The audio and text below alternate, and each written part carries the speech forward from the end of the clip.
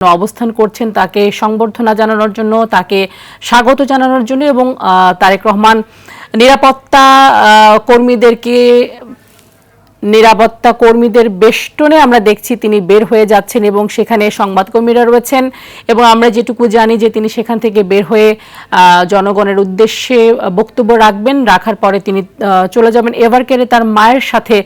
দেখা করার জন্য। আমরা দেখতে পাচ্ছি তিনি বিমানবন্দরের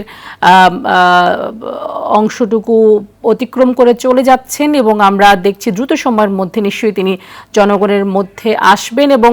দীর্ঘ প্রতীক্ষার পর তিনি সাধারণ জনগণের সাথে বিএনপির যেই নেতাকর্মীরা রয়েছেন দীর্ঘদিন ধরে তার সাথে দেখা করার জন্য অধীর আগ্রহে অপেক্ষা করছিলেন, সেই ক্ষণ আমরা কিছুক্ষণের মধ্যেই দেখতে পাবো। আমরা যেটি জানি যে আগামীকাল জুমার নামাজের পর, শুক্রবার জুমার নামাজের পর তার পিতা শহীদ জিয়াউর রহমান, রাষ্ট্রপতি জিয়াউর রহমানের মাজার জিয়ারত